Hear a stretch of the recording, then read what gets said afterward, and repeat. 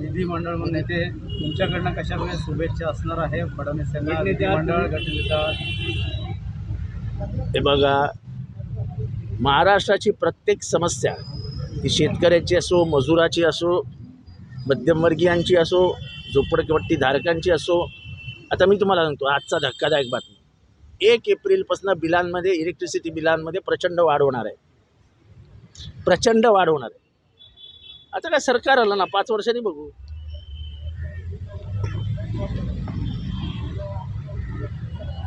लाडक्या बहिणींचे नवीन कायदे करून लाडक्या बहिणी कशा कमी होतील याची देखील तजवीज करण्यात येत आहे. निवडणूक झाली, आता काय करायचं? पण आम्ही लाडक्या बहिणीचा एकही पैसा कमी करू देणार नाही. वेळ आलीच तर महाराष्ट्र बंद करू, पण एकही रुपया आम्ही आमच्या लाडक्या बहिणीच्या खिशातला तुम्हाला काढू देणार नाही. आता अटी शर्ती आता ज्या अटी शर्तींवरती पहिल्यांदा पैसे देण्यात आले त्याच अटी शर्तींवरती तुम्हाला कायम पैसे द्यावे लागतील. फडणवीसांना भार पडू शकतो तिजोरीवरती, त्यामुळे अटी शर्ती आधी विचार का नाही केला? बहिणींची मतं घेऊन झाल्यावर विचार करता का? आता द्यावंच लागेल, कसं नाही देणार? मंत्रिमंडळासाठी पहिल्यांदा उद्या शपथविधी असणार आहे, आमंत्रित केलं जाणार आहे विरोधकांना, कशा प्रकारे? मला अजून काय आमंत्रण आलेलं नाही. आमंत्रण आल्यावरती विचार करू. फडणवीसांना कशा प्रकारे शुभेच्छा? अजून ते झालेलं नाहीत ना, झाल्यावरती भेटून शुभेच्छा दिल्या हे पण सांगतो. मी त्यांना भेटायला जाणार आहे, पुष्पगुच्छ घेऊन जाणार आहे, मी लपून बिपून जाणार नाही. त्यावेळी या बघा, मी ते पुष्पगुच्छ देईल. सर, हिंदी रात्र गेल्या काही दिवसापासून काळजी हो असं लोकांपर्यंत त्यांना काळजी वाहू नावाचा चीफ मिनिस्टरच नसतो. असेंब्लीच डिझॉल्व झाली आहे. 26 तारखेला त्यांची मुदत संपली.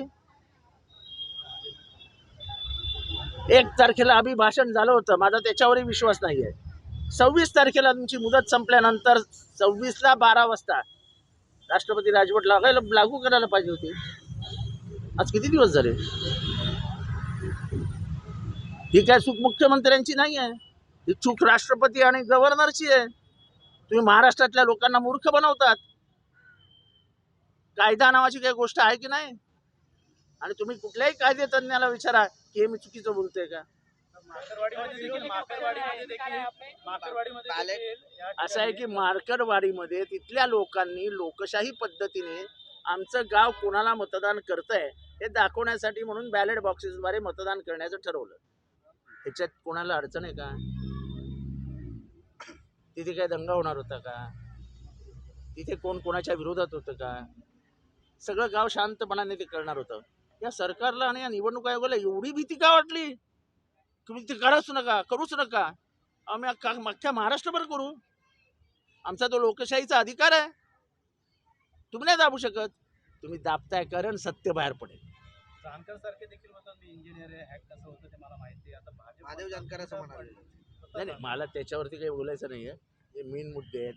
कारण जो मार्कडवाडीचा मुद्दा आहे ह्याच्यात स्पष्ट होतं की हे गव्हर्नमेंट सत्य बाहेर पडेल म्हणून हे प्रकरण होऊ देत नाही.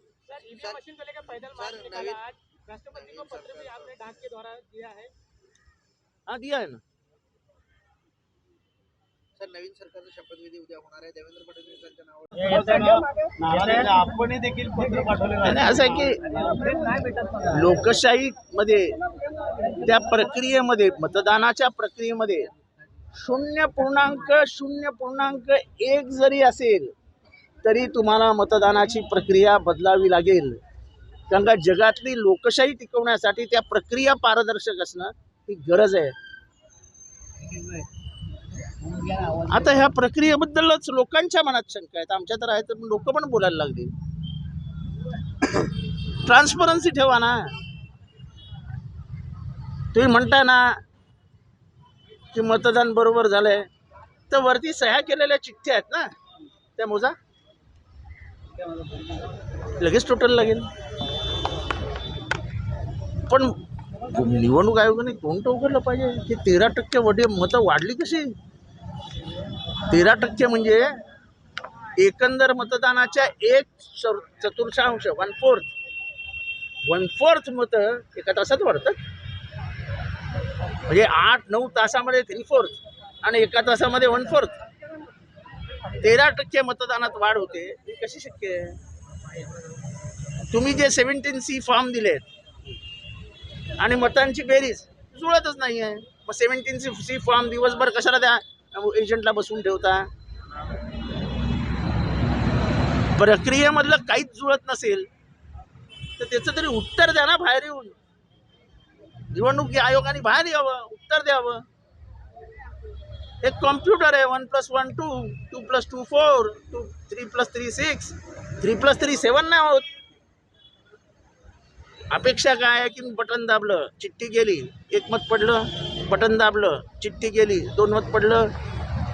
पण 3 मतं दाबल्यानंतर 7 मतं पडली, असं जर येणार असेल तर कुठेतरी काहीतरी घोटाळा आहे ना. पोस्टलमध्ये तुम्ही पुढे दाखवतात, मात्र ईव्हीएम मध्ये मागं काय पोस्टल हे सच्चे असतात, ईव्हीएम हे सगळं मॅनेज झालेलं हे दिसतं ना. सगळीकडे पोस्टलमध्ये MV आघाडीवर आहे. मग ते काय वेडे लोक आहेत का पोस्टल म्हणून बॅलेट टाकणारे? राज्यपालांना पत्र तुम्ही राष्ट्रपतीनं असं आहे. दुसरी गोष्ट आहे की तुमचं कोणाचंच लक्ष गेलं नाही. केअर टेकिंग चीफ मिनिस्टर असं भारतात कधी इतिहासात ऐकलंय का? म्हणजे मला आश्चर्य वाटतं, प्रेसचंही मला आश्चर्य वाटतं की हा संविधानिक मुद्दा आहे.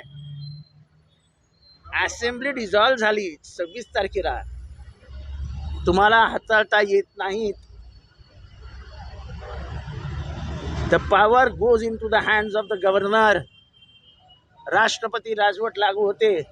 मग महाराष्ट्रात राष्ट्रपती राजवट का लागू झाली नाही? म्हणजे तुम्ही संविधानाला पायदळीच तुडवायचं ठरवलं.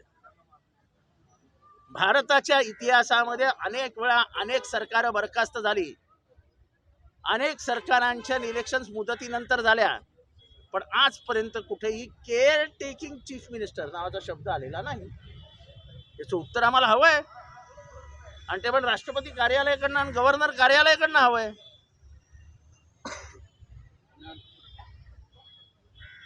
क्रूर चेष्टा. देश विदेशातील प्रत्येक घडामोडींचे लाईव्ह अपडेट मिळवण्यासाठी आता साम टीव्हीच्या सर्व सोशल मीडिया प्लॅटफॉर्मला लाईक, फॉलो आणि सबस्क्राईब करा. तसंच सर्व नोटिफिकेशनसाठी बेल आयकॉन प्रेस करायला विसरू नका.